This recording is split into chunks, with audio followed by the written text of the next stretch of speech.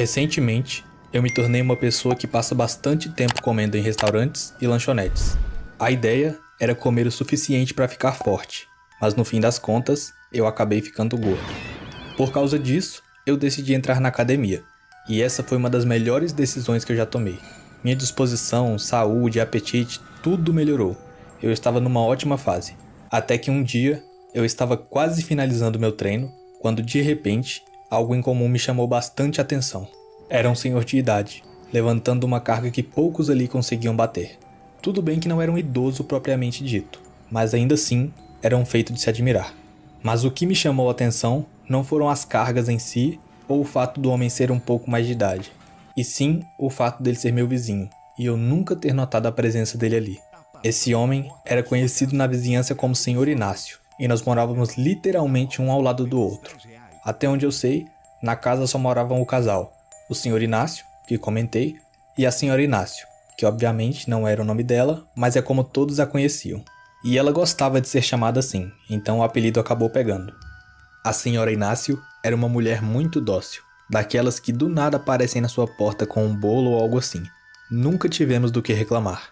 Infelizmente, no verão daquele mesmo ano, a Senhora Inácio faleceu devido a uma complicação renal. Eu não soube de muitos detalhes sobre o ocorrido e também nem gosto muito de tocar nesses assuntos. O que importa é que desde esse acontecimento, o Senhor Inácio desapareceu da academia e de todos os outros lugares. Ele não era visto em lugar nenhum, e sua porta ficava sempre repleta de cartas e contas de água e energia. E sinceramente, eu não culpo ele. Nem imagino o quão doloroso deve ser perder alguém que esteve sempre com você, compartilhando a vida por mais de 20 e tantos anos. Infelizmente, não tinha nada que eu pudesse falar ou fazer para acalmar o coração do Senhor Inácio. E dessa forma, os dias foram passando. Eu segui minha vida treinando e fazendo o que tinha que fazer. Até que em determinado momento, eu não aguentei mais. Eu não era tão próximo daquela família, mas era horrível não ver o Senhor Inácio na academia. E era pior ainda passar na frente da casa dele todos os dias e ver que o número de correspondências acumuladas só aumentava. Então, eu decidi ajudar. No início eu fiquei meio receoso. Pensei que talvez o melhor fosse realmente deixar que ele vivesse o luto dele em paz.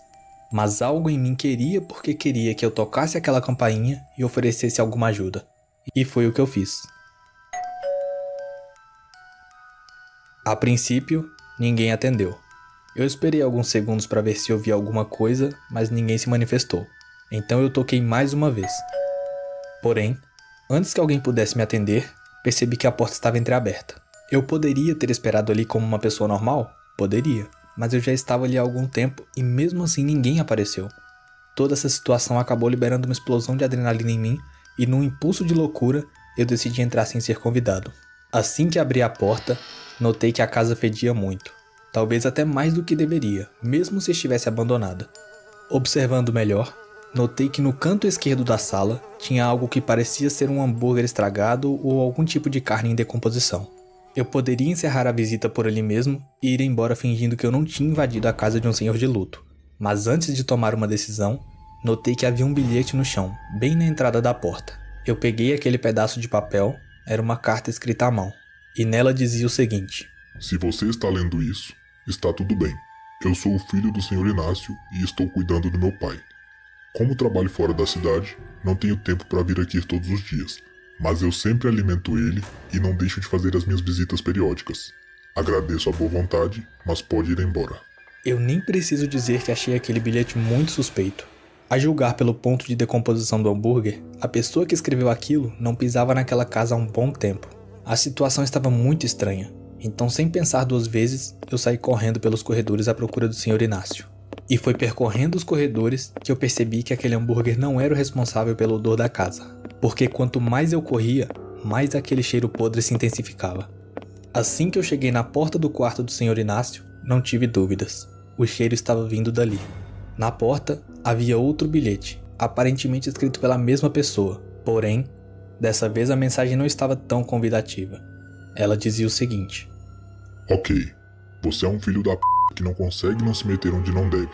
Eu sei o que estou fazendo. Meu pai não está bem. Eu tentei cuidar dele por algumas semanas, mas não aguentei os barulhos de madrugada e aquela coisa bizarra com a TV. Por isso fiz o que fiz.